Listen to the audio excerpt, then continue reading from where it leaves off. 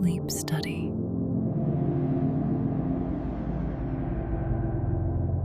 100. Quiet regrets. People only realize on their deathbed. Part 1. Death has a way of making everything crystal clear. In those final moments, when the noise of life finally quiets, people see their existence with startling honesty. The regrets that surface aren't always the obvious ones.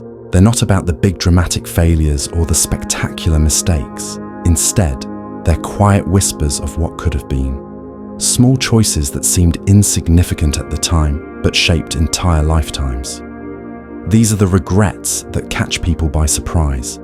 The ones they never saw coming until it was too late to do anything about them. Today, we're exploring the first 11 of these quiet regrets, the subtle truths that only become visible when time runs out. Regret number 1. I wish I had trusted my gut more often. Your intuition speaks to you every single day. That feeling in your stomach when something doesn't feel right. The quiet voice that whispers warnings or nudges you toward opportunities.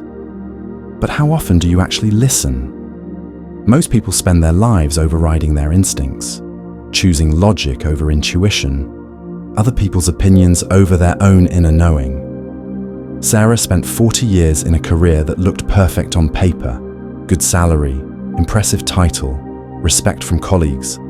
But every morning, she felt a heaviness in her chest walking into that office. Her gut had been telling her for decades that this wasn't her path, but she ignored it. She told herself she was being practical, responsible. At 65, facing retirement, she finally admitted the truth. She had spent 4 decades in the wrong life. Your intuition isn't mystical or magical. It's your subconscious mind processing thousands of pieces of information that your conscious mind can't handle. It's pattern recognition at its finest. When something feels off, there's usually a reason. When an opportunity feels right, even if you can't explain why, that's worth paying attention to. The regret isn't about the times your gut was wrong. It's about all the times it was right and you ignored it anyway. Regret number 2. I wish I had been kinder to myself. If you spoke to your friends the way you speak to yourself in your head, you wouldn't have any friends left. The internal critic that lives in most people's minds is brutal, relentless, and completely without mercy. You mess up once, and that voice reminds you of every failure you've ever had. You try something new, and it whispers about all the ways you're not good enough. David was a successful businessman by any measure, but he never felt successful. Every achievement was dismissed as luck. Every compliment was deflected. Every mistake was evidence of his fundamental inadequacy. He drove himself to exhaustion trying to prove his worth to a voice in his head that would never be satisfied. On his deathbed, he realized something devastating. He had been his own worst enemy for 70 years. The person who had caused him the most pain in life wasn't any external force. It was himself. Self-compassion isn't self-indulgence. It's recognizing that you're human, that you're doing your best with what you have, and that mistakes are part of learning, not evidence of failure. The way you treat yourself sets the standard for how others treat you. More importantly, it determines the quality of the relationship you have with the one person you can never escape: yourself. Regret number 3. I wish I had said no more often. Yes is easy to say. It makes people happy. It avoids conflict. It keeps doors open. But every yes to one thing is a no to something else. And most people realize too late that they've been saying yes to everyone else's priorities while saying no to their own. Jennifer was the person everyone could count on. Need help moving? Call Jennifer. Need someone to cover your shift? Jennifer will do it. Need a volunteer for the committee nobody wants to join? Jennifer's your woman. She prided herself on being helpful, on being needed. But somewhere along the way, she lost track of what she actually wanted. Her calendar was full, but not with things that mattered to her. Her energy was depleted, but not on her own dreams. She had become so good at living everyone else's life that she forgot to live her own. Learning to say no isn't about becoming selfish or uncaring. It's about recognizing that your time and energy are finite resources. Every commitment you make is a choice about what you value. When you say yes to everything, you're really saying no to the things that matter most. Regret number 4. I wish I had taken more risks. Safety is seductive. It promises certainty in an uncertain world. But safety is also a prison that people build for themselves, one careful choice at a time. The biggest risk in life isn't failure, it's regret. Michael had a stable job, a predictable routine, and a comfortable life. He also had a drawer full of business ideas he never pursued, a passport with no stamps, and a guitar that collected dust in the corner. He told himself he was being responsible, practical. There would be time for adventures later, when things were more secure. But security is an illusion. Later never came. The safe choices that were supposed to protect him from failure also protected him from living. In his final weeks, he didn't regret the risks he took and failed at. He regretted all the risks he was too afraid to take. Most of the things we're afraid of aren't actually dangerous. They're just uncomfortable. The difference between a life of quiet desperation and a life of meaning often comes down to a willingness to be uncomfortable in service of something bigger. Regret number 5. I wish I had cared less about what other people thought. We are social creatures, wired to seek approval and avoid rejection. But somewhere along the way, most people become prisoners of other people's opinions. They dress to impress strangers, choose careers to make their parents proud, and live their lives according to rules they never agreed to follow. Lisa spent 60 years trying to be the perfect daughter, the perfect wife, the perfect mother. She measured her worth by other people's approval and shaped her choices around their expectations. She was so busy being who everyone else wanted her to be that she never figured out who she actually was. The cruel irony is that the people whose opinions we worry about most are usually too busy worrying about their own lives to spend much time judging ours. We create elaborate performances for audiences that aren't even watching. The opinion that matters most is your own. When you're lying on your deathbed, the only approval you'll need is from the person staring back at you in the mirror. Regret number 6. I wish I had expressed my feelings more openly. Love unexpressed is love wasted. We hold back our feelings for 1,000 reasons. Fear of rejection, fear of vulnerability, fear of being too much or not enough. We wait for the perfect moment, the right words, the guarantee that our feelings will be reciprocated. Robert loved his father, but never told him. Not in words that mattered. They had a relationship built on shared activities and comfortable silence, but the deeper emotions were never spoken. When his father died suddenly, Robert was left with a weight that would follow him for decades. Not just grief, but regret. The knowledge that his father died never knowing how much he was loved. Feelings don't improve with age. They don't become easier to express with time. They just become heavier to carry. The words you don't say don't disappear. They live inside you, growing more painful with each passing day. Your feelings are not a burden to be managed. They're gifts to be shared. The people who matter want to know how you feel about them. Even if the conversation is awkward, even if the timing isn't perfect, the regret of silence is always worse than the discomfort of honesty. Regret number 7. I wish I had lived according to my own values, not other people's expectations. Society hands you a script for how life should unfold. Go to school, get a job, buy a house, get married, have kids, save for retirement. It's a perfectly reasonable script, but it's not the only one. And for many people, it's not the right one. Marcus followed the script perfectly.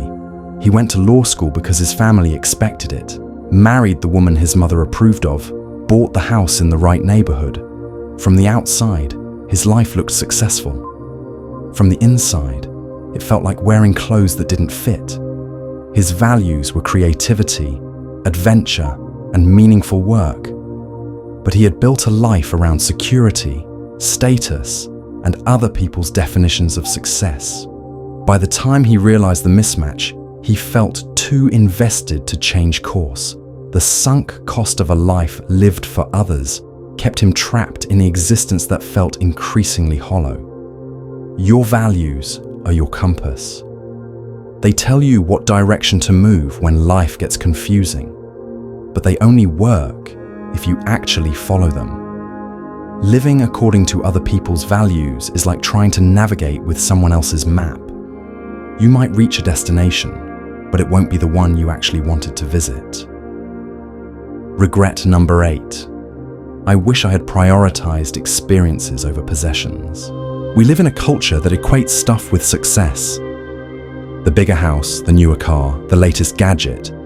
These things promise happiness, status, and security. But they deliver something else entirely. Debt, stress, and the endless need for more. Carol worked overtime for 20 years to afford the things she thought would make her happy. The designer clothes, the luxury car, the house that was too big for her family. She accumulated possessions faster than she could enjoy them, always chasing the next purchase that would finally make her feel successful. In her final months, surrounded by all these things, she realized how little they mattered. The memories that brought her joy weren't about what she owned. They were about experiences she'd shared, places she'd been, people she'd connected with. The things she'd worked so hard to afford had given her temporary pleasure. The experiences had given her lasting fulfillment. Possessions depreciate, experiences appreciate. The trip you take becomes a story you tell for decades. The meal you share with friends becomes a memory that makes you smile years later. The things you buy just become more things to maintain, store, and eventually replace. Regret number 9. I wish I had been more present in my own life. Modern life is designed for distraction. We're always somewhere else mentally, planning the future, replaying the past, scrolling through other people's lives on our phones.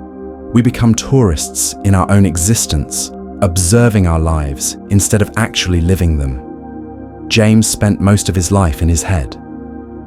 During his daughter's childhood, he was physically present but mentally absent, always thinking about work, worries, or what came next. He missed first words because he was on a call. He missed bedtime stories because he was checking email. He was there for all the moments, but he wasn't really there. Presence isn't about perfection. It's about attention. It's the difference between hearing your child talk and actually listening to what they're saying. It's the difference between eating a meal and tasting it. It's the difference between going through the motions and actually experiencing your life. The present moment is the only one that actually exists. The past is memory, the future is imagination. But most people spend so little time in the present that they miss their entire lives. Regret number 10. I wish I had invested more in my relationships. Relationships are like plants. They need attention, care, and nurturing to thrive. But we often treat them like furniture, assuming they'll always be there no matter how much we neglect them. Patricia was busy building her career, while her relationships slowly withered. She was always too tired for friends, too stressed for family dinners, too focused on the next goal to maintain the connections that actually mattered. She told herself she was working hard for the people she loved, but she was really working herself away from them. Success means nothing if you have no one to share it with. Money means nothing if you have no one to spend it on. Achievement means nothing if you have no one who cares about your victories. Relationships aren't automatic. They require investment, attention, and intention. The people who love you don't need your perfection. They need your presence. They don't need your success. They need your time. Regret number 11. I wish I had started earlier. Tomorrow is the most dangerous word in the human language. It's where dreams go to die, where intentions become regrets, where someday becomes never. Richard always talked about writing a book. He had the idea, the passion, even a title. But he was waiting for the right time, when work calmed down, when the kids were older, when life got less complicated. He spent 30 years preparing to start and never actually started. The perfect moment is a myth. There will always be reasons to wait, excuses to delay, justifications for putting off what matters. The people who accomplish meaningful things don't wait for perfect conditions. They start with imperfect circumstances and improve along the way. The best time to plant a tree was 20 years ago. The second best time is now. This applies to everything. The relationship you want to repair, the skill you want to learn, the dream you want to pursue. Waiting for tomorrow guarantees you'll be having this same conversation with yourself next year. These 11 regrets share a common thread. They're all about choices that seem small at the time, but accumulated into a lifetime of what if. The good news is that if you're hearing this, you still have time to trust your gut, be kinder to yourself, say no to what doesn't matter and yes to what does. Time to take risks, stop caring what others think, and express your feelings while they still matter. The quiet regrets don't have to be your regrets, but only if you're willing to listen to them now, while there's still time to choose differently. Not asking for help when you needed it most. It starts so quietly. This belief that you should handle everything alone, that asking for help is weakness. That admitting you don't have all the answers somehow makes you less capable, less worthy, less complete. You carry the weight of your struggles in silence, telling yourself that everyone else has their own problems, that you don't want to be a burden, that somehow if you just try harder, push longer, sacrifice more, you'll figure it out on your own. But here's what becomes crystal clear at the end. The people who loved you wanted to help. They were waiting for you to let them in. Your pride, your fear, your misguided sense of independence didn't protect you. It isolated you. It robbed you of connection when you needed it most. And it robbed others of the chance to show they cared. The truth is, asking for help isn't weakness. It's wisdom. It's recognizing that we're all interconnected, that no one makes it through this life entirely alone. When you refuse help, you're not just hurting yourself. You're denying others the opportunity to be useful, to matter, to make a difference in your life, not spending enough time in nature. In our final moments, when the walls of hospitals and homes close in around us, we remember the vastness we left behind. The sunrises we slept through, the hiking trails we never explored, the beaches we never walked, the forests we never wandered. We traded the infinite sky for fluorescent lights. We chose air conditioning over fresh air. We picked screens over landscapes. And in doing so, we forgot something essential about what it means to be human. Nature wasn't just scenery. It was medicine. It was perspective. It was a reminder that we're part of something larger, something that existed long before us and will continue long after we're gone. Every moment spent in nature was a moment of clarity, of peace, of connection to something beyond our daily worries. But we thought we'd get to it later. We thought there would always be time for that camping trip, that walk in the park, that moment of stillness under the stars. We were wrong. Not learning to say I don't know without shame. We spend so much energy pretending we have answers we don't have, understanding we don't possess, certainty we've never felt. We nod along in conversations where we're lost. We make decisions based on incomplete information rather than admit our confusion. We fake expertise to avoid looking foolish. this need to appear knowledgeable becomes a prison. It keeps us from asking the questions that would actually teach us something. It prevents us from seeking the help that would make us wiser. It forces us into a performance that exhausts us and ultimately serves no one. The most intelligent people you'll ever meet are comfortable saying, "I don't know."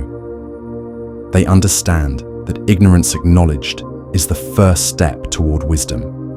They know that curiosity is more valuable than false certainty, that learning requires admitting you have something to learn. But somewhere along the way, we decided that not knowing was shameful. We forgot that questions are more powerful than wrong answers, that saying, "I don't know, but I'd like to find out," is one of the most honest and courageous things you can say. Taking your health for granted until it was too late. Your body was sending signals for years. The little aches that became constant companions. The energy that slowly drained away. The sleep that became elusive. The foods that stopped agreeing with you. The activities that became more difficult. But you ignored these whispers because you were busy. You had deadlines to meet, goals to achieve, people to please. You told yourself you'd deal with it later, when things slowed down, when you had time, when the timing was better. You treated your body like a machine that should run indefinitely without maintenance. You skipped doctor visits, ignored symptoms, pushed through pain, and rationalized away every warning sign. You thought you were being strong, being productive, being responsible to everyone except the person who mattered most, yourself. The regret isn't just about the illness that finally caught up with you. It's about all the years you could have felt better, been stronger, had more energy for the things and people you loved. It's about the preventable suffering you endured because you couldn't pause long enough to take care of yourself. Your health wasn't just about you. It affected everyone who loved you, everyone who depended on you, everyone whose life was touched by your presence. When you neglected your health, you were gambling with their happiness too, not keeping a journal or recording your thoughts. The human mind is a terrible historian. Memories fade, details blur, entire chapters of your life disappear as if they never happened. You think you'll remember the important moments, the profound realizations, the lessons learned through struggle and joy, but you don't. Near the end, you realize how much of yourself you've lost to forgetting. The insights that came to you during difficult times, the moments of clarity that felt so important, the gradual evolution of your thinking about love, purpose, meaning, all of it slipping away like water through your fingers. You had thoughts worth preserving, experiences worth documenting, a unique perspective that no one else in human history has ever had or ever will have. But you didn't write it down. You didn't record it. You let it all fade into the general blur of living. A journal wouldn't have just preserved your thoughts. It would have helped you think better. Writing clarifies. It forces you to articulate what you're feeling, to make sense of what you're experiencing, to trace the threads that connect different parts of your life. It's thinking made visible, life made coherent. But you thought your memory was enough. You thought you'd always remember. You thought your thoughts weren't important enough to preserve. You were wrong on all counts, never learning to be comfortable with silence. You filled every moment with noise, music, television, podcasts, conversations, the endless chatter in your own head. You were afraid of quiet, afraid of what you might hear if you actually listened, afraid of being alone with yourself. Silence felt empty, so you packed your life with sound. But in doing so, you missed the profound richness that exists in stillness. You missed the subtle thoughts that only emerge when there's space for them. You missed the peace that comes from not having to process constant input. In silence, you might have heard your own wisdom. You might have noticed the beauty that exists without announcement. You might have felt the presence of something larger than yourself, something that can only be sensed when you stop talking long enough to listen, but you were uncomfortable with the person you met in silence. So you kept the noise going right up until the end, when silence finally claimed you anyway, not trusting your instincts about people. Your gut knew. It always knew. That person who charmed everyone else but made you uneasy, your instincts were right. That friend who seemed supportive but left you feeling drained, you sensed the truth beneath the surface. That romantic partner who said all the right things but something felt off, your intuition was trying to protect you. But you talked yourself out of what you knew. You told yourself you were being judgmental, paranoid, too sensitive. You prioritized being polite over being protected. You chose social harmony over personal truth. You had an internal guidance system refined by millions of years of evolution, designed to keep you safe and help you thrive. But you learned to ignore it, to override it, to discount it in favor of what seemed more rational or socially acceptable. The cost was enormous. Relationships that drained your energy, situations that compromised your values, opportunities missed because you didn't trust the pull you felt towards something different. You had wisdom, but you didn't trust it enough to use it, not saying "I love you" enough. Love was the most important thing in your life, but you were stingy with the words. You felt it deeply, but you assumed people knew. You thought your actions spoke louder than words, that saying it too much would somehow diminish its meaning. But love isn't diminished by expression, it's amplified. Every time you say it, you make it more real, more present, more powerful. Words have the ability to transform ordinary moments into treasured memories, to turn simple interactions into profound connections.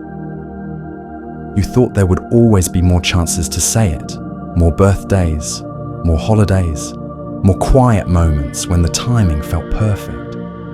You didn't realize that the perfect time to say "I love you" is always right now, in this moment, before it slips away. The people you loved needed to hear it more than you realized, not just once or twice, but regularly, consistently, without reservation. They needed the reminder that they mattered to you, that your life was better because they were in it, that love was real and present and worth declaring. In your final moments, you won't regret saying "I love you" too much. You'll only regret all the times you felt it, but kept it to yourself, letting perfect be the enemy of good. You had so many projects that never got started because they wouldn't be perfect. So many ideas that stayed trapped in your head because you couldn't execute them flawlessly. So many opportunities missed because you were waiting for ideal conditions that never came.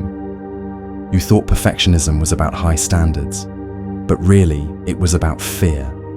Fear of criticism, fear of failure, fear of being judged for work that wasn't polished enough, complete enough, perfect enough. So you chose the safety of not trying over the risk of trying imperfectly, but perfection was never the point. The point was creation, expression, contribution, growth. The point was putting something into the world that didn't exist before, even if it was flawed, even if it could be better, even if it wasn't exactly what you envisioned.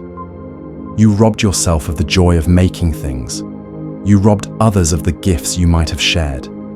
You robbed the world of your unique contribution because you convinced yourself it wasn't good enough to matter. Good enough was always enough. Done was always better than perfect. But you learned this too late to apply it to the life you were living. Not developing a spiritual practice. You thought spirituality was for other people, or for later in life, or something you'd explore when you had more time. You were too busy, too skeptical, too focused on the material world to pay attention to the deeper questions. But near the end, when everything else falls away, you realize how much you needed something larger than yourself to believe in. Not necessarily religion, though that works for many, but some practice that connected you to meaning beyond the daily grind, to purpose beyond personal achievement, to peace beyond circumstances. You needed rituals that grounded you, beliefs that sustained you, practices that reminded you of what truly mattered. You needed regular contact with whatever you considered sacred, whether that was nature, art, service, meditation, prayer, or simple gratitude. Without this foundation, life felt more fragile, more meaningless, more overwhelming than it needed to. You faced challenges without the support of something transcendent. You celebrated victories without the context of something eternal. You lived as if this material existence was all there was, and it left you feeling empty in ways you couldn't quite name. A spiritual practice wouldn't have given you easy answers, but it would have given you better questions. It would have provided comfort in difficulty and perspective in success. It would have reminded you that you're part of something larger, something that continues beyond your brief time here. Not learning to receive love gracefully. You were much better at giving love than receiving it. When people tried to care for you, you deflected. When they offered help, you insisted you were fine. When they expressed affection, you changed the subject or minimized their feelings. You thought this made you strong, independent, low maintenance. But really, it made you isolated. It sent a message to the people who loved you that their care wasn't welcome, their help wasn't needed, their love wasn't wanted. Receiving love is a skill, and like all skills, it requires practice. It means saying thank you instead of you didn't have to. It means accepting compliments instead of arguing with them. It means letting people see your vulnerabilities instead of always presenting your strengths. When you refuse to receive love, you rob others of the joy of giving it. You deny them the satisfaction of making a difference in your life. You turn what should be a beautiful exchange into a one-way street that exhausts the giver and impoverishes the receiver. Love is meant to flow both ways. Your willingness to receive it with grace and gratitude doesn't make you weak. It makes you human. It completes the circle that connects us all. These regrets, like all the others, share a common thread. They're about the gap between who you were and who you could have been, between the life you lived and the life that was possible. But here's what matters now. You're still living. You still have time to close these gaps, to bridge these distances, to become the person you want to be. The end isn't written yet. The choices that will define your final chapter are still ahead of you. What will you choose? Taking care of yourself isn't a luxury. It's a necessity. Yet for most of us, self-care sits at the bottom of an endless list of obligations, always postponed for when we have more time, more money, or fewer responsibilities. We tell ourselves we'll prioritize our health tomorrow, our happiness next week, our peace of mind next year. But time has a way of running out before we realize we've been living on borrowed energy. The regret of not taking care of yourself doesn't announce itself with fanfare. It accumulates slowly, like dust on a forgotten shelf, until one day you wake up feeling like a stranger in your own body. You realize you've spent decades maintaining everything except the one thing that matters most: you. Self-care isn't about spa days or expensive retreats, though those can be part of it. It's about the fundamental respect you show yourself through daily choices. It's sleeping when you're tired, instead of pushing through exhaustion. It's eating food that nourishes your body instead of whatever's convenient. It's setting boundaries instead of saying yes to everything. It's taking time to breathe instead of racing from one obligation to the next. But somewhere along the way, we learned that taking care of ourselves was selfish. We absorbed the message that our worth was measured by how much we could endure, how little we needed, how much we could sacrifice for others. We wore our exhaustion like a badge of honor, and our stress like proof of importance. We forgot that you can't pour from an empty cup. The people who carry this regret often spent their lives as caregivers, providers, and fixers. They were the ones everyone turned to in crisis, the reliable ones who never complained, the strong ones who held everything together. They gave their energy to their children, their partners, their jobs, their communities. They believed that someday, when everyone else was taken care of, it would be their turn.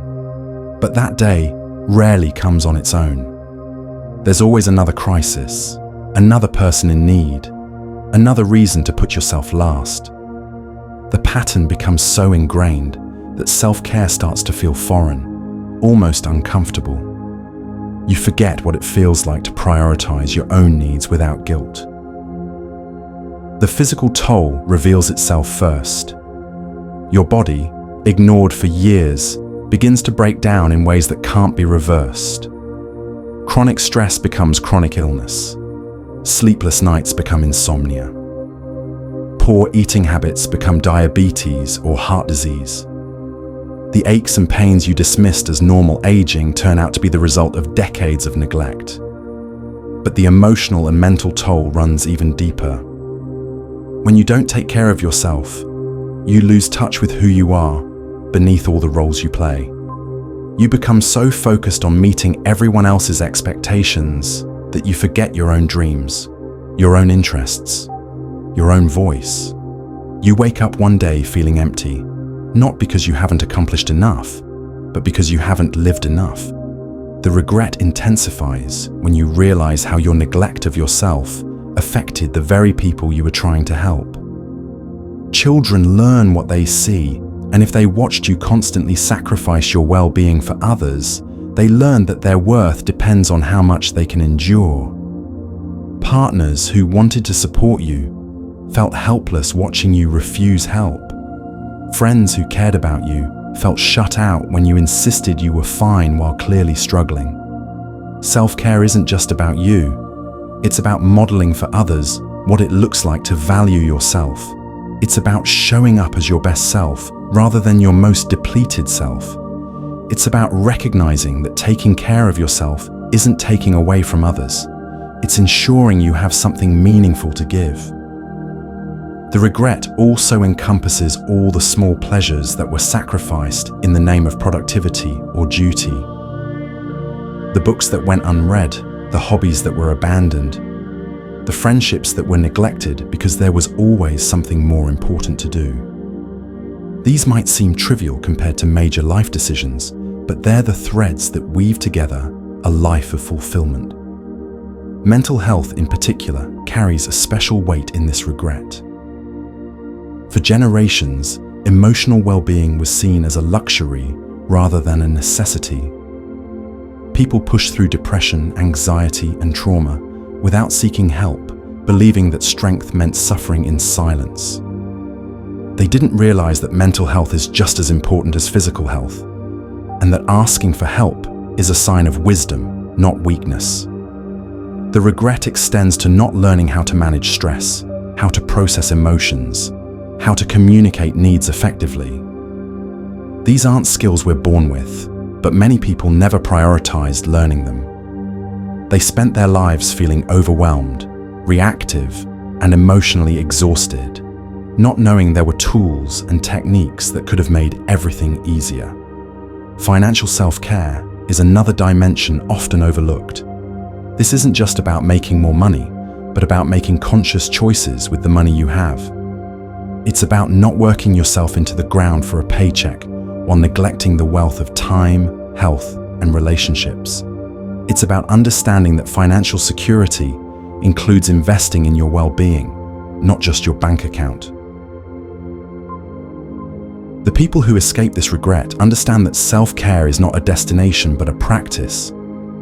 They know that taking care of yourself requires the same attention and commitment as taking care of anything else you value. They've learned to listen to their bodies, honor their emotions, and protect their energy. They understand that saying no to some things means saying yes to themselves. They've also learned that self-care looks different for everyone.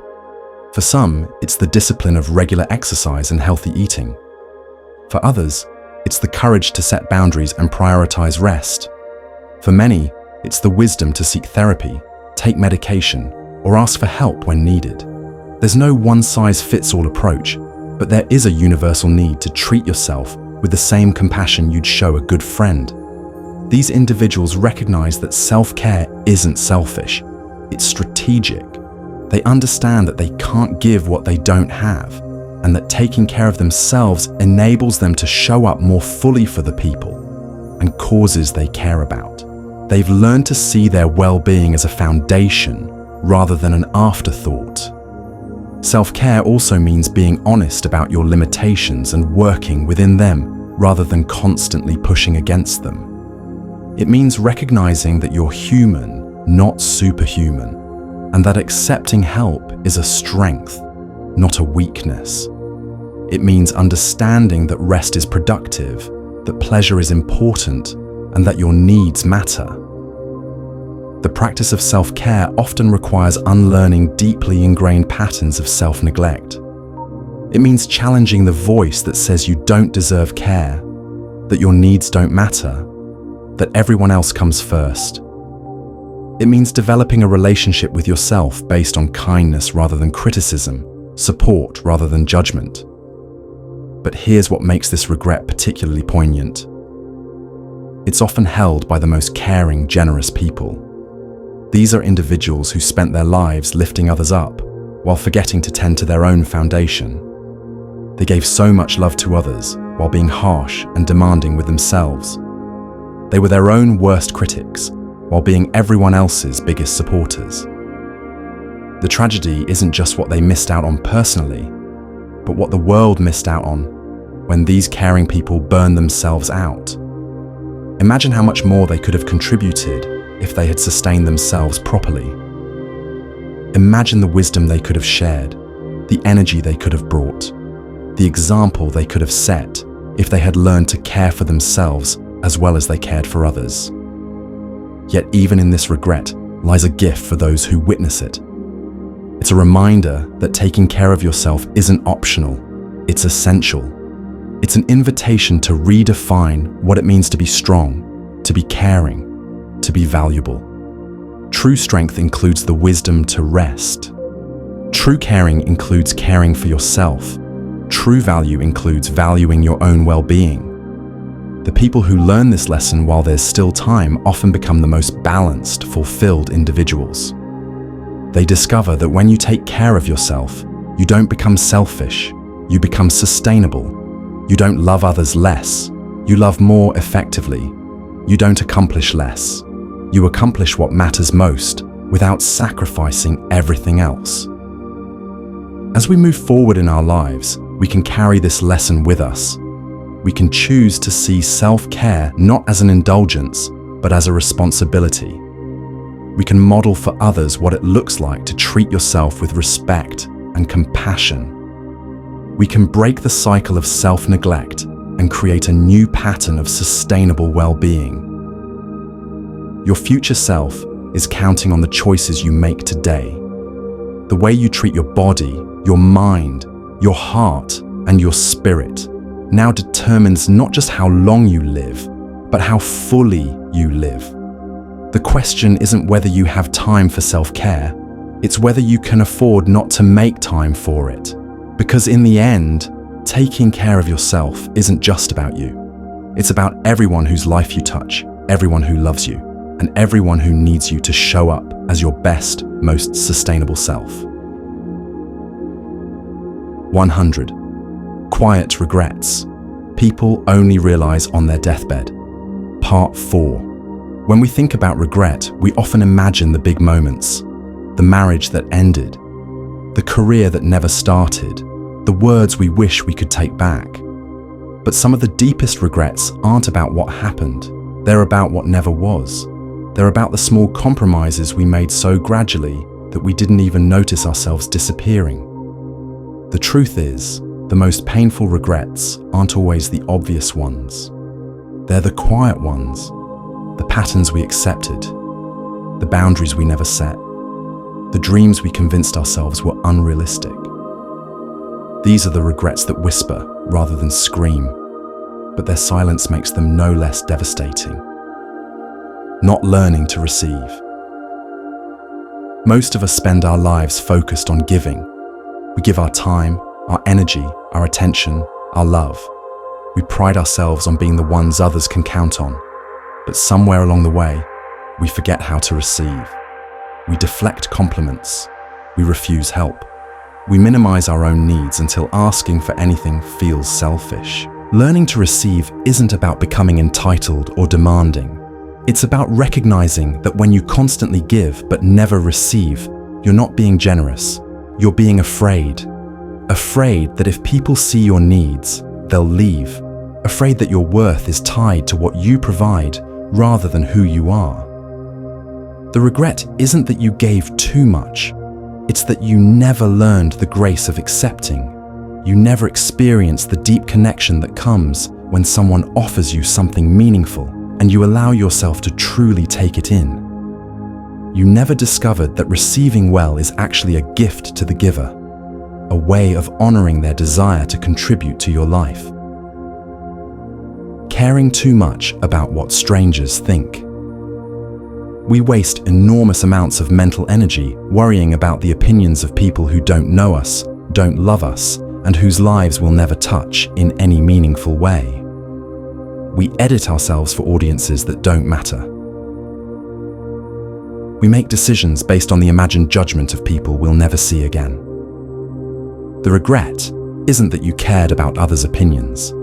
It's that you gave strangers' opinions the same weight as the people who actually know and love you. You let the potential disapproval of people who don't matter shape choices that did matter. You performed for an audience that wasn't even watching, while the people who were cheering for you felt ignored. The freedom that comes from releasing this burden is extraordinary. When you stop caring about the judgment of strangers, you discover energy you didn't know you had, energy that was being drained by a constant low-level anxiety about how you appeared to people who would forget you 5 minutes after you left the room. Never developing your own style. So many people spend their entire lives wearing clothes that don't feel like them, decorating spaces that could belong to anyone, presenting themselves in ways that feel safe but empty. They follow trends instead of developing taste.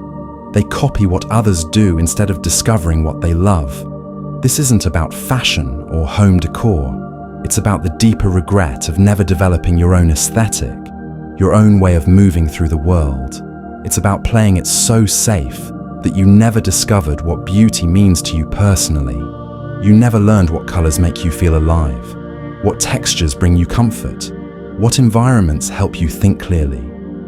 Developing your own style is an act of self-discovery and self-respect.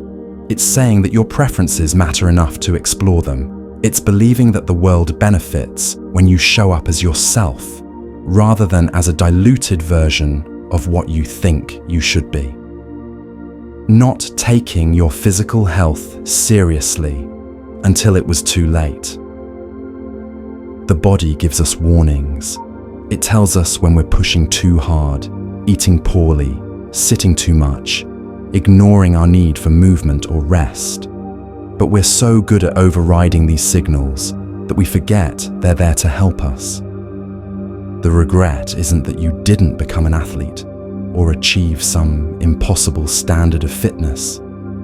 It's that you treated your body like it was separate from you, rather than recognizing it as the vehicle through which you experience everything else.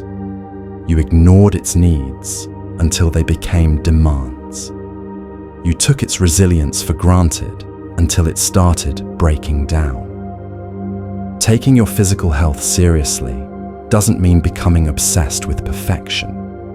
It means treating your body with the same care you'd give to anything else you wanted to last. It means recognizing that your physical well-being affects your mental clarity, your emotional stability, your ability to be present for the people and experiences you care about. Never learning to disagree. Gracefully. Conflict is inevitable in any meaningful relationship, but most of us never learn how to navigate disagreement without damaging the connection. We either avoid conflict entirely, letting resentment build, or we engage in ways that are destructive rather than productive. Learning to disagree gracefully is one of the most valuable skills you can develop. It means being able to express your perspective clearly without attacking the other person. It means listening to understand rather than to win. It means recognizing that you can respect someone while disagreeing with them, and that working through differences often strengthens relationships rather than weakening them. The regret is that you either avoided necessary conversations, allowing problems to fester, or you had those conversations in ways that created more hurt than healing. You never learned that conflict, handled well, is how relationships deepen rather than how they end. Not asking the questions that mattered. We spend so much time on small talk, surface conversations, the exchange of information that doesn't really matter. We ask how someone's weekend was, but never ask what they're afraid of. We discuss the weather, but never explore what gives their life meaning. The regret is all the opportunities you had to really know someone, and you settled for knowing about them instead. You never asked your grandmother about her dreams before she became a grandmother. You never asked your friend what they were like as a child. You never asked your partner what they think about when they can't sleep. These deeper questions don't always lead to comfortable conversations, but they lead to real ones. They create intimacy and understanding. They transform relationships from pleasant to profound. The time you spent talking about nothing could have been time spent discovering everything. Trying to control things that were never yours to control. We exhaust ourselves trying to manage other people's emotions, fix their problems, change their minds, or influence their choices. We worry about outcomes that depend on forces beyond our reach. We stress about things that are fundamentally outside our sphere of influence. This need to control often comes from love or fear, but it creates suffering for everyone involved. When you try to control something that isn't yours to control, you rob others of their agency and yourself of peace. You make their problems your problems without actually helping anyone. The freedom that comes from focusing only on what's actually within your control is profound. Your actions, your responses, your choices, your effort. When you pour your energy into these things instead of trying to manage what belongs to other people, you become more effective, not less. Never learning to process emotions properly. Most of us were never taught how to handle difficult emotions. We learn to suppress them, distract ourselves from them, or let them overwhelm us. We were taught that some emotions were good and others were bad, rather than learning that all emotions are information. The regret is that you spent decades fighting your own emotional responses instead of learning from them. You medicated feelings instead of investigating them. You judged yourself for being human instead of developing the skills to navigate the full spectrum of human experience with grace. Learning to process emotions doesn't mean being at their mercy. It means developing the ability to feel what you feel without being controlled by it. It means understanding that emotions are temporary visitors, not permanent residents. It means recognizing that the goal isn't to feel good all the time, but to feel what's true and let that guide you toward what matters. Not protecting your energy. Energy is finite. Time is finite. Attention is finite. But we often live as if these resources are unlimited, saying yes to everything, being available to everyone, trying to keep up with demands that drain us faster than we can replenish ourselves. The regret is that you gave your best energy to things that didn't deserve it, while having nothing left for what mattered most. You were available to everyone except yourself. You said yes so often that your yes lost all meaning and your no never had any power. Protecting your energy isn't selfish. It's essential. It means being intentional about where you direct your attention. It means creating boundaries around your time and space. It means recognizing that if you don't guard your energy, no one else will, and you'll end up depleted, resentful, and unable to show up fully for anything. Never developing a relationship with silence. We live in a world of constant noise, not just sound, but information, stimulation, distraction. We fill every moment with something. We're afraid of quiet because quiet means we might have to face what we've been avoiding. But silence is where wisdom lives. It's where you hear your own thoughts clearly. It's where creativity emerges. It's where you connect with something deeper than the surface chaos of daily life. Without regular access to silence, you lose touch with yourself. The regret is that you were so afraid of being alone with your thoughts that you never discovered what you actually think. You were so busy consuming other people's ideas that you never developed your own. You filled your life with noise and then wondered why you felt disconnected from any sense of inner knowing. Not learning to let people help you. Independence is valuable, but self-reliance taken too far becomes isolation. When you insist on doing everything yourself, you rob others of the opportunity to contribute to your life. You also rob yourself of the support that could make everything easier. This resistance to help often comes from pride, fear, or the belief that needing assistance makes you weak. But the opposite is true. Knowing when and how to accept help is a sign of wisdom. It's recognizing that life is meant to be shared, that community exists to support its members, that allowing others to help you actually strengthens relationships. The regret is all the times you struggled alone when you didn't have to. All the times you turned down offers of support because you thought you should be able to handle everything yourself. All the connections you missed because you were too proud or too afraid to let people see your needs. Never pursuing something just because it brought you joy. We're taught to be practical, to make choices based on logic, to pursue things that make sense financially or socially. But we're rarely encouraged to do something simply because it lights us up inside. The regret is that you never gave yourself permission to follow your curiosity just to see where it led. You never took that art class, learned that instrument, tried that hobby, explored that interest, because you couldn't justify how it would improve your life in measurable ways. But joy doesn't need justification. Wonder doesn't need a purpose beyond itself. Some of the most meaningful experiences come from pursuing things that serve no practical function but feed your soul. The world needs people who are lit up by what they're doing, who have cultivated sources of delight that have nothing to do with productivity or achievement. Not learning to celebrate small victories. We're so focused on the big goals, the major milestones, the significant achievements that we miss thousands of opportunities to acknowledge progress along the way. We dismiss small wins as not important enough to celebrate.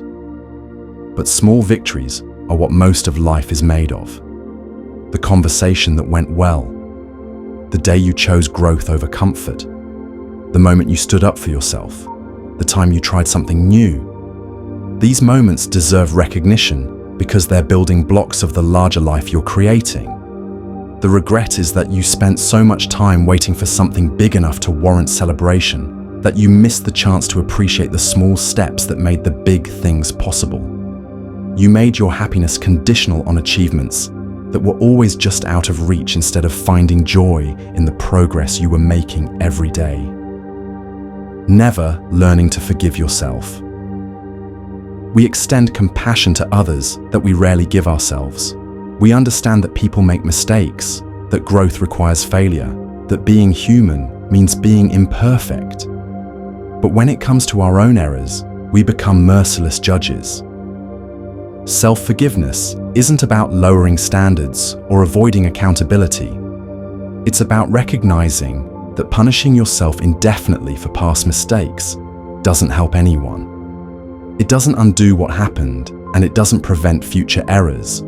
It just keeps you stuck in a cycle of shame that limits your ability to learn and grow. The regret is all the years you spent carrying guilt that no longer served any purpose. All the energy you wasted on self-criticism that could have been directed toward positive change. All the opportunities you missed because you were too busy punishing yourself for previous failures to risk trying again. The most profound shift happens when you realize that self-forgiveness isn't something you earn through suffering. It's something you choose because suffering doesn't make you better, it just makes you smaller. And the world needs you to be as large and generous and creative as possible, starting with how you treat yourself. These quiet regrets accumulate slowly, almost imperceptibly. They're the result of small choices made day after day, year after year. But here's what's remarkable about recognizing them. You still have time. Right now, in this moment, you can choose differently. You can start receiving. You can stop caring what strangers think. You can develop your own style, protect your energy, pursue joy for its own sake. The gift of these regrets is that they're not just warnings about what to avoid. They're invitations to live more fully right now.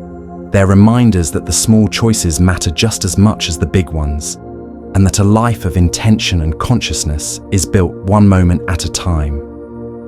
The passages explore numerous quiet regrets people often realize at the end of life, emphasizing how small, seemingly insignificant choices, such as not speaking their truth, avoiding difficult conversations, living for others' approval rather than personal authenticity, neglecting to express love and gratitude, failing to pursue dreams and passions, choosing safety over growth, not setting boundaries, avoiding vulnerability, and failing to trust their instincts, accumulate into profound sources of end-of-life sorrow. These regrets reveal that the most painful realizations often center not on what people did wrong, but on what they failed to do at all. The risks not taken, the words not spoken, the authentic self not lived, the connections not deepened, and the moments not fully experienced.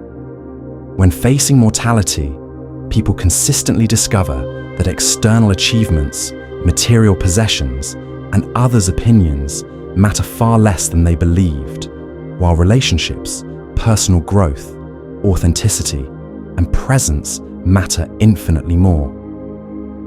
The patterns show that regret often stems from living according to fear rather than love, conformity rather than authenticity, and external expectations rather than internal wisdom.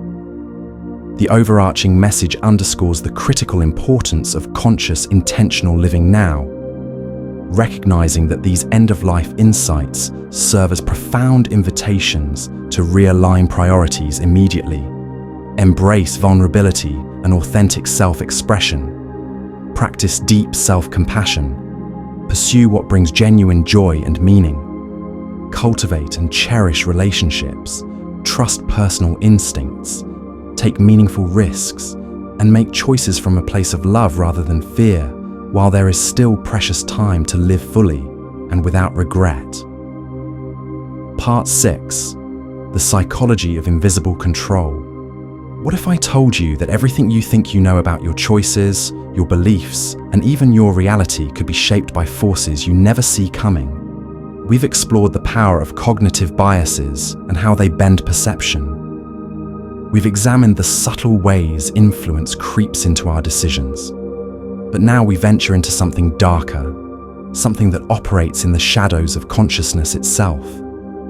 The human mind, for all its complexity, has vulnerabilities, invisible pathways that, when understood, can be exploited to reshape thoughts, rewrite memories, and redirect behavior without the target ever realizing what's happening. These aren't the obvious manipulations we've discussed. These are the techniques that make people believe they chose their own prison.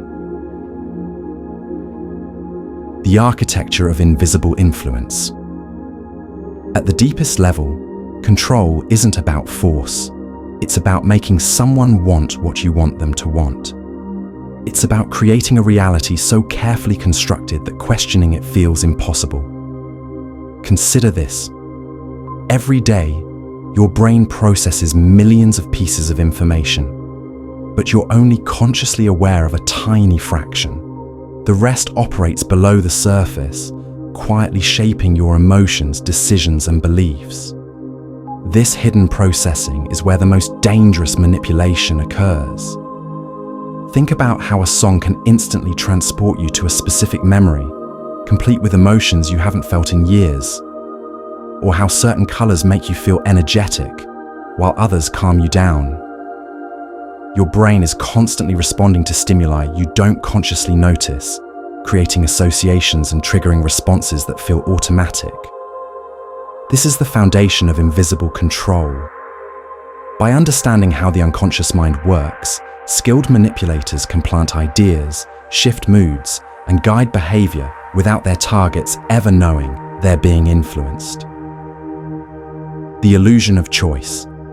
One of the most powerful tools in invisible manipulation is creating the illusion of choice while controlling all available options. This goes far beyond simple either-or scenarios. Picture a maze where every path feels different, but they all lead to the same destination. The person walking through believes they're making independent decisions at each turn, unaware that the entire structure was designed to funnel them toward one outcome. This happens constantly in daily life. Marketing departments spend billions studying how to present choices that feel diverse but actually guide consumers toward predetermined purchases. Political strategists frame debates so that all reasonable positions serve their interests.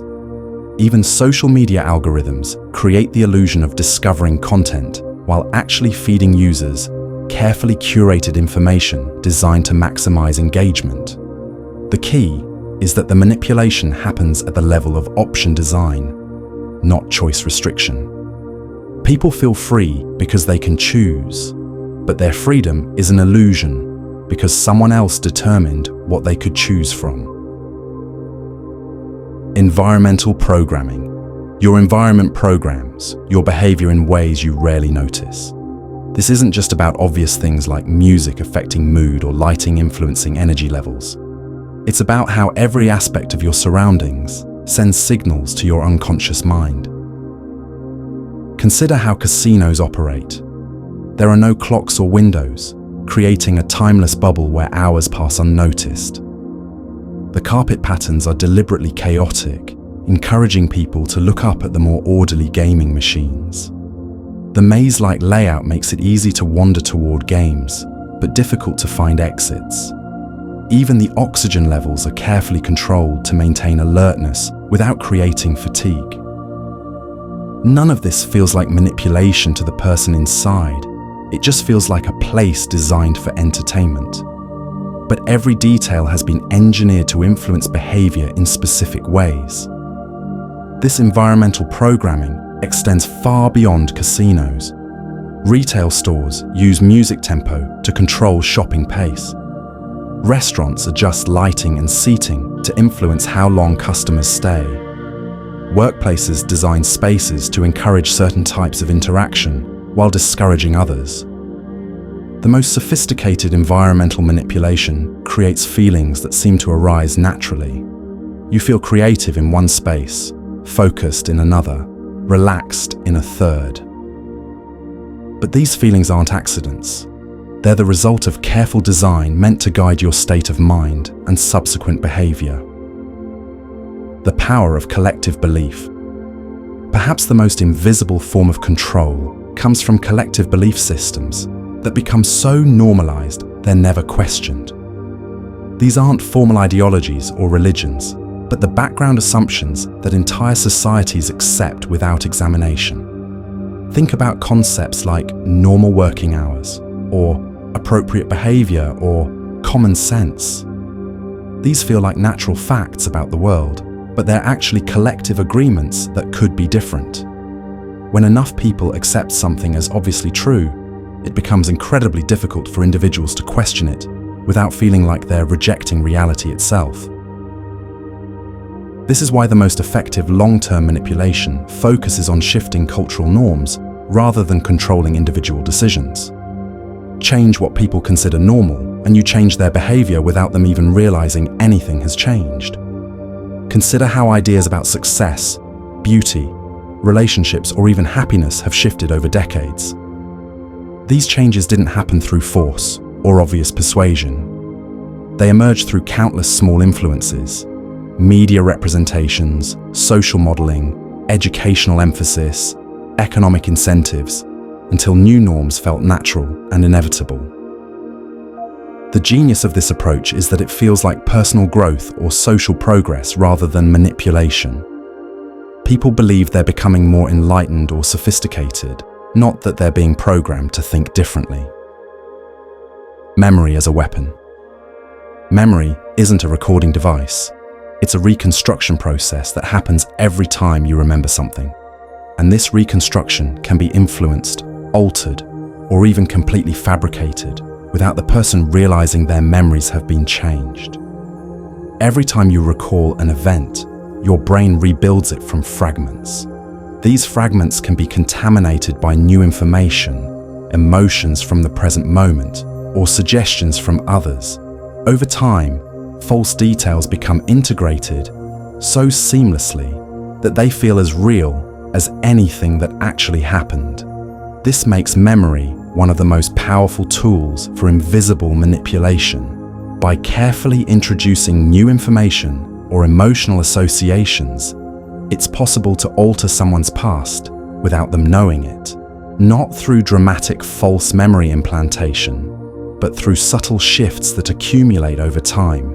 Consider how this works in relationships. A manipulative partner might gradually reframe past events, introducing doubt about what really happened.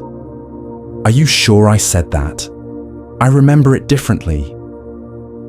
You seemed happy at the time. Maybe you're remembering it wrong." Suprom. Over time, the victim's confidence in their own memory erodes, making them dependent on the manipulator's version of events. This technique works because questioning your own memory feels like being rational and open-minded, not like being manipulated. The victim participates in rewriting their own history, believing they're becoming more accurate rather than less. It's the neuroscience of influence. Modern neuroscience has revealed specific pathways in the brain that can be activated to increase susceptibility to influence. These aren't obvious emotional triggers, but subtle neurological states that make people more likely to accept new information or change their beliefs. When certain brain regions are activated through specific types of stress, surprise, confusion, or even physical sensations, critical thinking decreases while emotional responsiveness increases. People in these states are more likely to form new associations, accept suggestions, and modify their existing beliefs. Skilled manipulators know how to create these neurological states without their targets realizing what's happening. They might use specific patterns of speech that create mild confusion, introduce information in ways that trigger surprise, or even use physical environments that subtly stress the nervous system. The key is that these techniques feel natural to the person experiencing them. They don't feel like their defenses are being lowered. They feel like they're having a meaningful conversation or learning something important.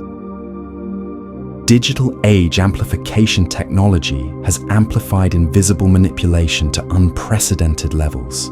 Digital platforms can track not just what you click on, but how long you pause before clicking, which words you read twice, even the rhythm of your scrolling. This data reveals your unconscious preferences and vulnerabilities with shocking precision. Algorithms use this information to craft personalized influence campaigns that feel like natural discovery. The content you see, the order you see it in, even the timing of when it appears, all carefully calculated to maximize the likelihood that you'll think, feel, or act in specific ways. But the real power lies in the feedback loops. The system learns from your responses, becoming more effective at influencing you over time. It discovers which emotions drive your decisions, which fears motivate your behavior, which desires override your judgment. Then it uses this knowledge to gradually reshape your reality. The most sophisticated digital manipulation doesn't try to convince you of anything directly. Instead, it shapes the information environment around you until certain conclusions feel inevitable. You believe you've reached these conclusions through your own research and reasoning, unaware that the information you found was carefully curated to lead you there. The collective unconscious manipulation. Perhaps the most invisible form of control operates at the level of collective unconscious patterns. This involves understanding and exploiting the deep psychological structures that all humans share, archetypal patterns, social instincts, and survival mechanisms that operate below conscious awareness. These patterns are so fundamental that they feel like human nature itself, but they can be triggered and directed by those who understand how they work. Consider how certain narratives, the hero's journey, the struggle against evil, the quest for belonging, appear across all cultures and throughout history. These aren't just stories. They're psychological templates that shape how people understand themselves and their world. Sophisticated manipulation can activate these archetypal patterns while attaching them to specific outcomes. People find themselves playing out ancient psychological dramas, feeling like heroes or victims or rebels, without realizing that their entire narrative framework has been carefully constructed to serve someone else's agenda. This level of manipulation is almost impossible to detect because it feels like meaning itself. People don't feel controlled. They feel like they've discovered their purpose, their identity, their place in a larger story. The manipulation is invisible because it operates through the very structures of meaning-making itself. The paradox of awareness. Here's the most unsettling aspect of invisible manipulation. Becoming aware of it doesn't necessarily protect you from it. Knowledge of these techniques can even make you more susceptible to them in some ways. When you know that certain tactics exist, you might become overconfident in your ability to detect them. This can make you vulnerable to more sophisticated approaches that bypass your conscious defenses. Additionally, the very act of trying to analyze every interaction for signs of manipulation can exhaust your mental resources, making you more susceptible to influence when your guard is down. Some manipulation techniques actually become more effective when the target knows about them. The knowledge itself becomes part of the manipulation, creating additional layers of confusion and self-doubt. The question of resistance. If these forms of influence are truly invisible, operating below conscious awareness, and through the fundamental structures of human psychology, what hope is there for resistance? The answer isn't to try to become invulnerable to all influence. That's impossible and would cut you off from genuine human connection. Instead, it's about developing what might be called psychological sovereignty, the ability to remain grounded in your core values and authentic self, even while acknowledging that your thoughts and feelings are constantly being shaped by external forces.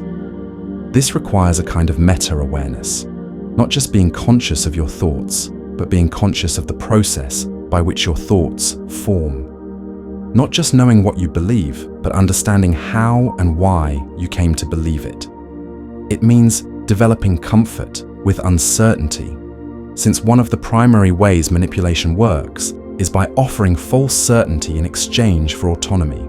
It means cultivating genuine relationships where mutual influence happens openly rather than through hidden agenda. Most importantly, it means recognizing that the question isn't whether you're being influenced, you always are, but whether that influence is serving your authentic growth and well-being or someone else's agenda. The deeper pattern. As we examine these layers of invisible manipulation, a deeper pattern emerges. The most effective control isn't about changing what people think, it's about changing how they think. It's about altering the very frameworks through which they process reality. When you control someone's thinking process, you don't need to control their specific thoughts. They'll generate the thoughts you want them to have automatically. When you control their emotional patterns, you don't need to manipulate their feelings in each moment. They'll feel what serves your purposes naturally. This is the ultimate invisibility, influence that operates at the level of cognitive and emotional infrastructure. The person being manipulated doesn't just fail to see the manipulation, they can't see it, because it's happening through the very mechanisms they use to see. The implications are staggering.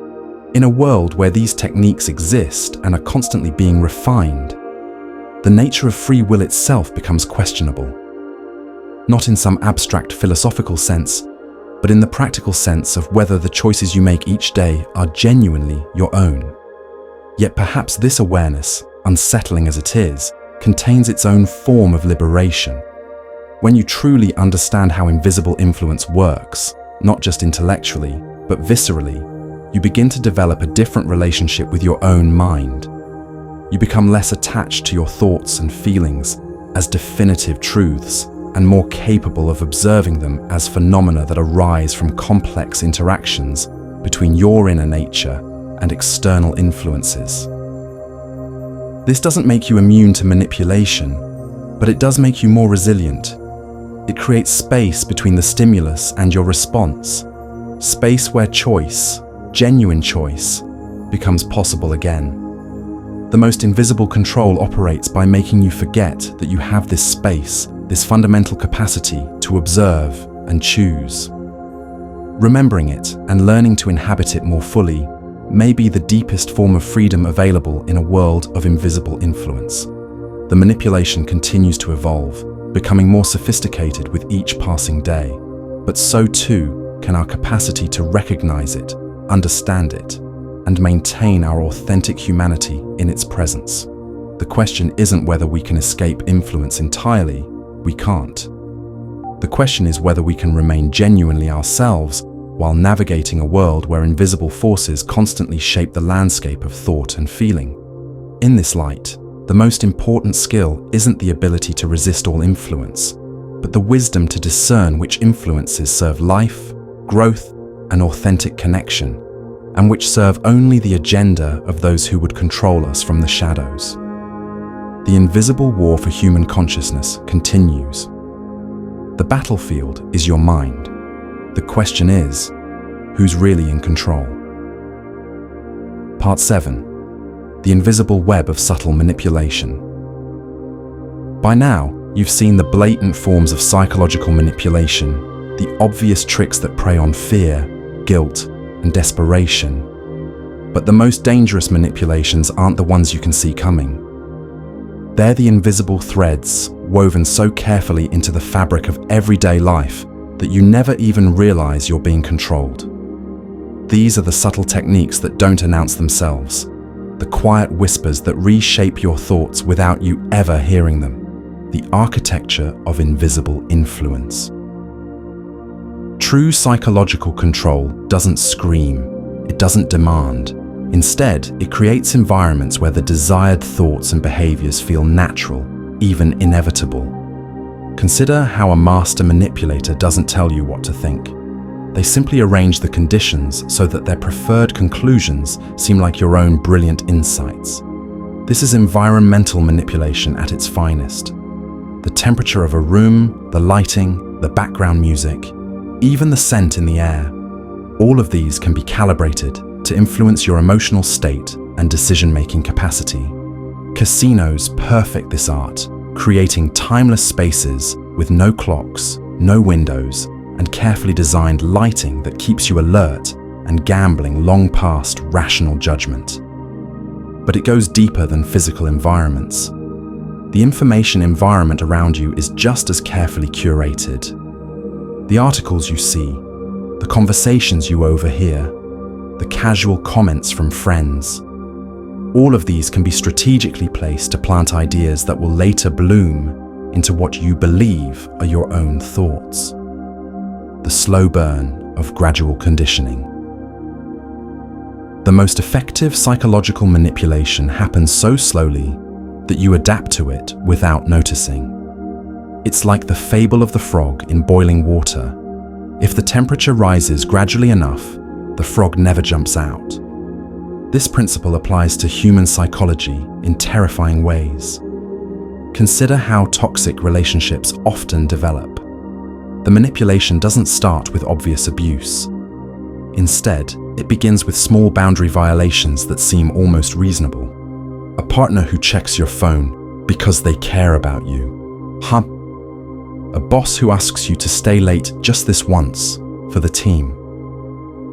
Each small compromise feels manageable in isolation, but together they create a pattern of surrender that becomes harder and harder to break. This gradual conditioning works because it exploits the human tendency to rationalize small inconsistencies rather than confront larger truths. Each tiny step away from your original boundaries feels like a minor adjustment, not a fundamental betrayal of your values. Before you know it, you're living a life you never consciously chose, making decisions that serve someone else's interests while believing they're your own. The power of manufactured consensus. Humans are social creatures, and we look to others for validation of our thoughts and feelings. Skilled manipulators understand this and create the illusion of consensus around their desired outcomes. This doesn't require controlling everyone, just enough people to make their position seem like the obvious majority view. Social media has weaponized this tendency. Bots and fake accounts can create artificial trends, making fringe ideas seem mainstream. When you see hundreds of people apparently agreeing with a viewpoint, your brain naturally assumes there must be something to it. The fact that many of these people are actually algorithms becomes irrelevant. The psychological impact is the same. This manufactured consensus extends beyond digital spaces. In workplaces, schools, and social groups, a few vocal supporters of a particular agenda can make it seem like everyone agrees, pressuring others to conform rather than speak up. The silence of those who disagree is interpreted as agreement, creating a feedback loop that reinforces the illusion. The subtle art of reframing. Language is the primary tool of subtle manipulation, but not through obvious propaganda or emotional appeals. Instead, the most effective manipulation happens through careful reframing, presenting the same information in ways that lead to different conclusions without the audience realizing they're being guided. Consider how the same event can be described as enhanced interrogation or torture, as collateral damage, or civilian casualties, as right-sizing or layoffs. The facts remain the same, but the emotional and moral weight shifts dramatically. Over time, these linguistic choices shape not just how we talk about issues, but how we think about them. The reframing often happens so gradually that we don't notice the shift. Terms that once carried negative connotations are slowly normalized through repeated use in neutral contexts. Concepts that were once controversial become accepted through careful repositioning. The boundaries of acceptable thought move without any dramatic announcements or obvious coercion. The invisible hand of choice. Architecture, perhaps the most insidious form of manipulation, is the one that preserves the illusion of choice while systematically steering you toward predetermined outcomes. This is choice architecture, the deliberate design of decision-making environments to influence behavior while maintaining the appearance of free will. You see this everywhere, though you're not supposed to notice it. The way products are arranged in stores, with the most profitable items at eye level.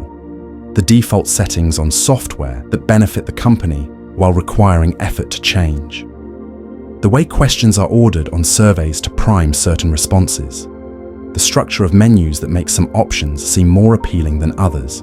The genius of choice architecture is that it doesn't take away your ability to choose. You can still select any option available to you. But the way those options are presented, the information you're given to make your decision, and the effort required for different choices all work together to nudge you in a particular direction. You retain the feeling of autonomy while being quietly guided towards someone else's preferred outcome. The erosion of critical thinking.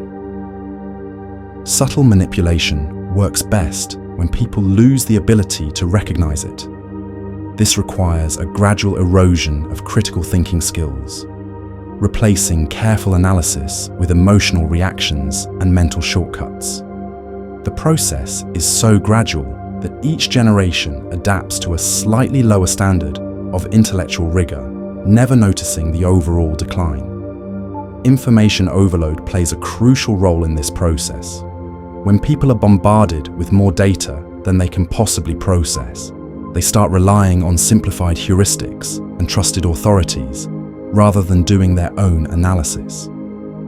The sheer volume of information creates a kind of intellectual paralysis, where the effort required to verify claims and think through implications becomes overwhelming. At the same time, the pace of modern life leaves little time for reflection. Decisions must be made quickly, often based on incomplete information and first impressions.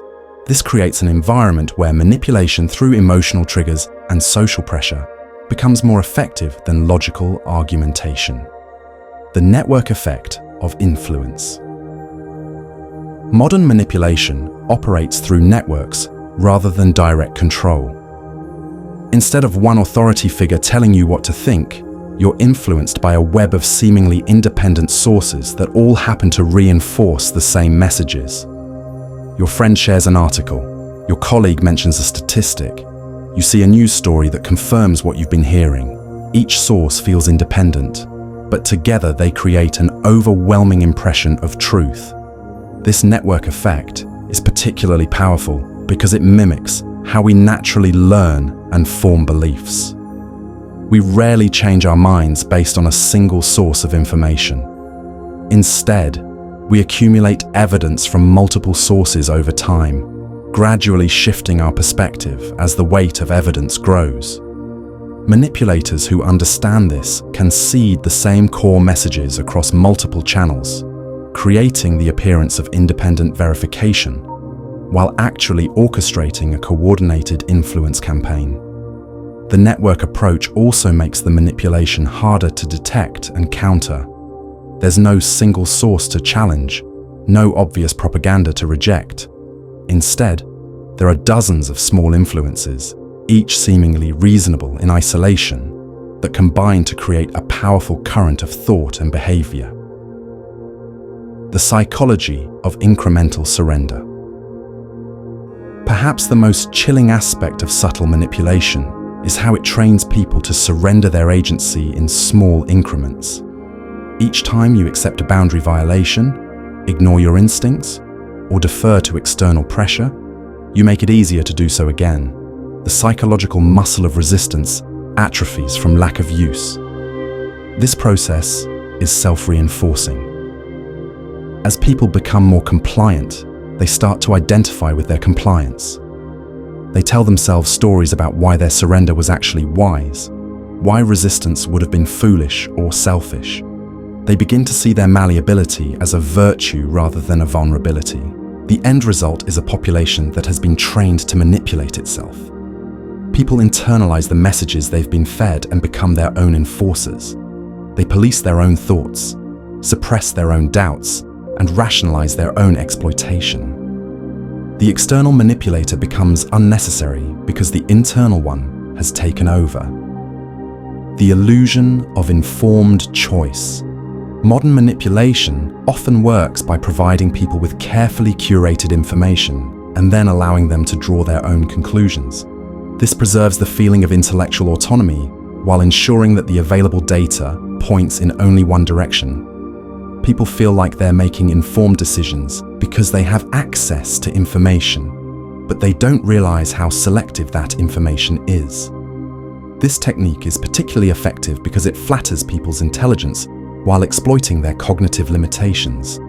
When someone reaches a conclusion based on the evidence presented to them, they feel smart and rational. They're less likely to question the conclusion because questioning it would mean questioning their own reasoning ability.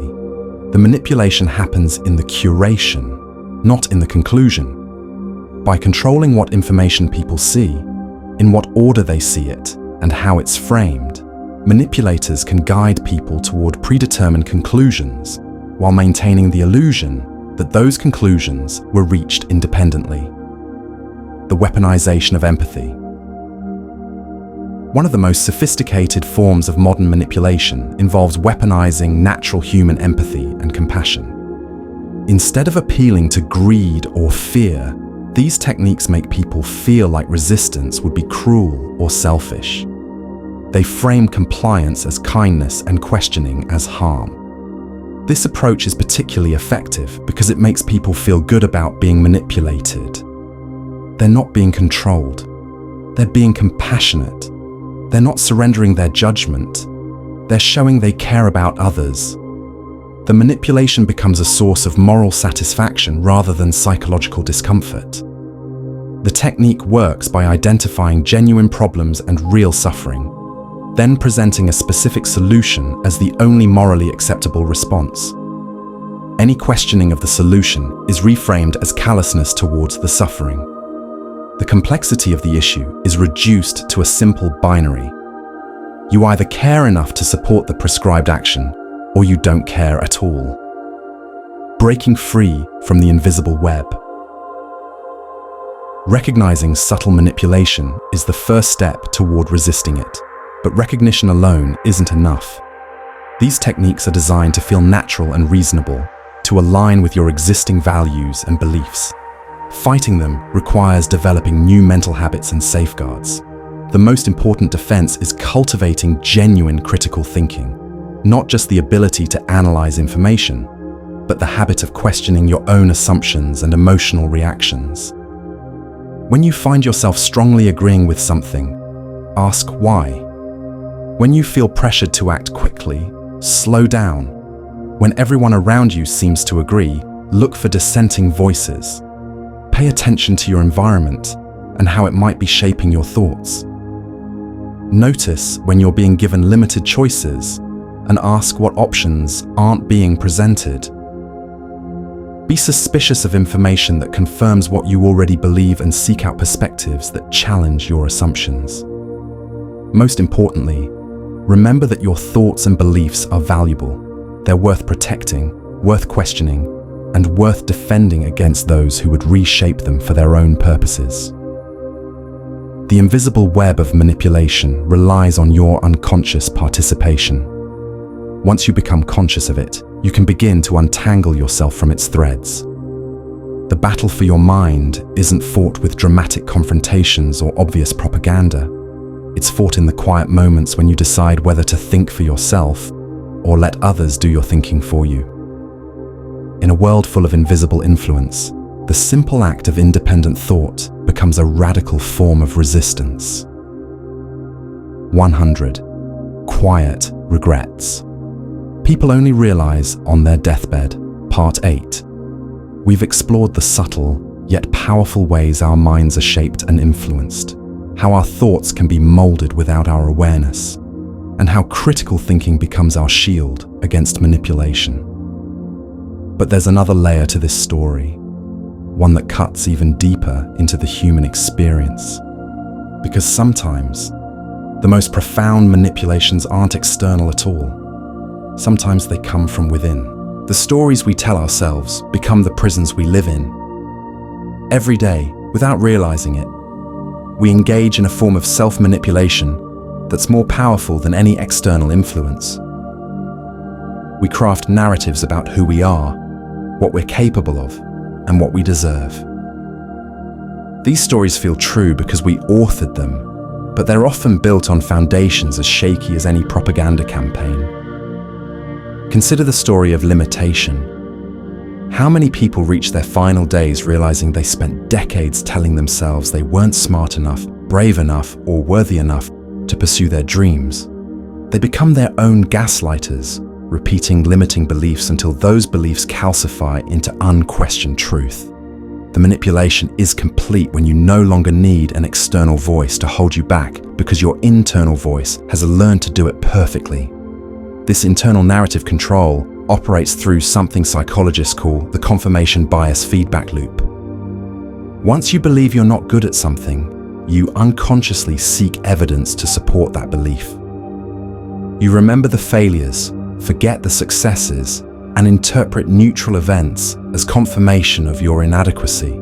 You become both the manipulator and the victim, trapped in a story that serves no one. But perhaps even more insidious is the story of urgency without purpose. Modern life has trained us to believe that being busy equals being important, that constant motion equals progress. We manipulate ourselves into believing that if we're not hustling, grinding, optimizing every moment, we're failing. This self-imposed pressure creates a life of perpetual anxiety, where we're always running towards something we can't clearly define. The dying often speak of this with particular regret. They realize they spent years chasing goals that weren't even their own, climbing ladders leaning against walls they never wanted to reach. They manipulated themselves into believing that external validation would fill an internal void, only to discover that the void was created by abandoning their authentic selves in the first place. Then there's the story of comparative suffering. We tell ourselves that our problems don't matter because others have it worse. This becomes a form of emotional manipulation, where we invalidate our own experiences, deny ourselves compassion, and refuse to address real issues in our lives. The manipulation is effective because it appears noble, even virtuous. But what it really does is prevent us from taking care of ourselves and, by extension, from being truly available to help others. The narrative of perfectionism represents another form of self-manipulation. We convince ourselves that anything less than perfect is worthless, that mistakes are evidence of fundamental inadequacy. This story serves as both motivation and punishment, driving us to achieve while simultaneously ensuring we can never truly enjoy our achievements. The manipulation is complete when the fear of failure becomes so overwhelming that we stop trying altogether. Many people also manipulate themselves through the story of martyrdom. They convince themselves that their worth comes from sacrifice, from putting everyone else's needs before their own. This narrative feels noble and selfless, but it often masks a deeper fear of being seen as selfish or unworthy of care. The manipulation lies in the way it transforms self-neglect into virtue, ensuring that the person never has to confront their own needs or worth directly. The story of inevitability is equally powerful. We tell ourselves that our circumstances are fixed, that change is impossible, that this is just how life is. This narrative serves as protection against disappointment, but also against possibility. The manipulation works by making passivity feel like wisdom and resignation feel like acceptance. People spend decades in situations they hate, relationships that drain them, jobs that crush their spirit, all because they've convinced themselves that this is simply their lot in life. Perhaps most tragically, many people manipulate themselves through the story of unworthiness. They believe, often from early experiences, that they don't deserve love, success, or happiness. This belief becomes so fundamental that they sabotage opportunities for connection and growth. They attract partners who treat them poorly, accept jobs that undervalue them, and make choices that confirm their deepest fears about themselves. The manipulation is perfect because it feels like truth. The story of timing is another common form of self-deception. We tell ourselves we'll start living when the conditions are right, when we have more money, when the kids are older, when we lose weight, when we feel more confident. This narrative keeps us perpetually waiting for a future that never arrives because the conditions are always changing. The manipulation lies in the way it makes postponement feel like planning and delay feel like wisdom. Then there's the story of complexity.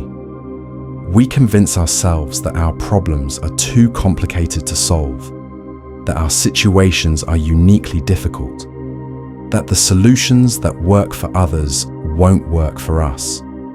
This narrative serves as protection against the vulnerability of trying and potentially failing. The manipulation works by making inaction feel sophisticated and avoidance feel like depth. The story of scarcity manipulates us into believing there isn't enough time, money, love, or opportunity to go around. This creates a mindset of hoarding and competition rather than abundance and collaboration. People spend their lives clutching tightly to what they have, afraid to share or risk or invest in relationships and experiences that could enrich their lives immeasurably. Many also fall victim to the story of external salvation. They believe that the right person, job, location, or circumstance will finally make them happy. This narrative keeps them looking outside themselves for solutions to internal problems. The manipulation is effective because it provides hope while simultaneously ensuring that the person never develops the internal resources necessary for genuine contentment. The story of gradual improvement can also become a trap. We tell ourselves we'll change slowly, little by little, eventually.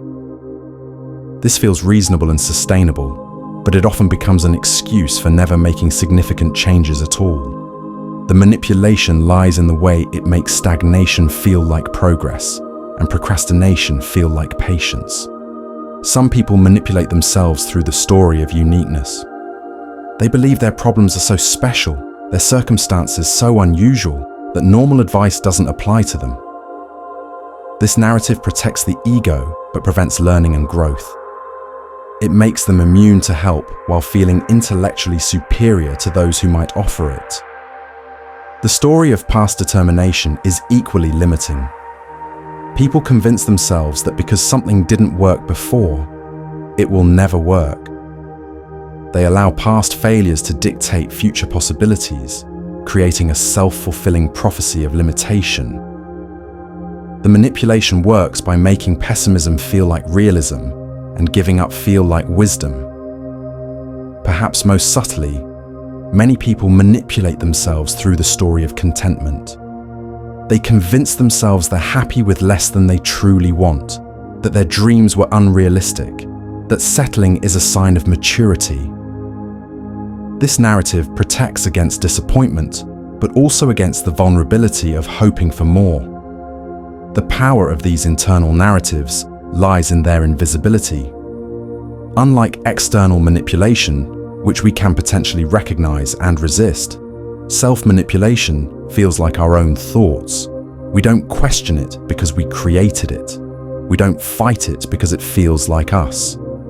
But the dying often see these stories for what they really are: prisons of our own making, limitations we imposed on ourselves for protection that ended up becoming permanent barriers. Breaking free from self-manipulation requires the same skills needed to resist external influence: awareness, questioning, and the courage to examine our assumptions. It means becoming curious about our own thoughts rather than accepting them as truth. It means asking where our beliefs came from and whether they still serve us. It means recognizing that just because we've always told ourselves something doesn't make it accurate or helpful. The most profound liberation comes from realizing that the stories we tell ourselves are choices, not facts. We can edit them, rewrite them, or abandon them entirely. We can become the conscious authors of our internal narratives rather than their unconscious victims. We can choose stories that empower rather than limit, that inspire rather than discourage, that connect us to possibility rather than trap us in resignation. This awareness becomes a form of internal freedom that no external force can touch. When we stop manipulating ourselves, we become much harder for others to manipulate. When we tell ourselves stories of capability and worth, we're less likely to accept treatment that contradicts those truths. When we author narratives of possibility and growth, we become immune to those who would keep us small. The dying often speak of this realization with both regret and relief. Regret for the years spent trapped in limiting stories, but relief in finally seeing through the illusions they created for themselves. They understand, perhaps too late, that the mind that created the prison also holds the key to freedom. The same imagination that crafted stories of limitation can craft stories of possibility. The same narrative ability that trapped them can liberate them. But we don't have to wait until we're dying to experience this freedom. We can begin questioning our internal stories today. We can start examining the beliefs that guide our choices, the assumptions that shape our actions, the narratives that define our sense of what's possible. We can become conscious participants in the ongoing story of our lives, rather than unconscious victims of stories we wrote long ago and never bothered to revise. The ultimate protection against manipulation, whether external or internal, is consciousness itself. When we become aware of how influence works, how stories shape reality, how beliefs create experiences, we gain the power to choose. We can select which influences to accept and which to reject. We can craft narratives that serve our highest good rather than our deepest fears. We can author lives of intentional creation rather than unconscious reaction. This is perhaps the most important defense we can develop in a world full of those who would shape our thoughts for their benefit. By becoming conscious authors of our own internal experience, we protect not only ourselves, but also those we care about. We model what it looks like to think independently, to question assumptions, to resist manipulation in all its forms. We become beacons of authentic selfhood in a world that often profits from our confusion and compliance. The quiet regret of a life lived according to someone else's script, whether that someone is external or internal, is among the heaviest burdens the dying carry. But it's also among the most preventable.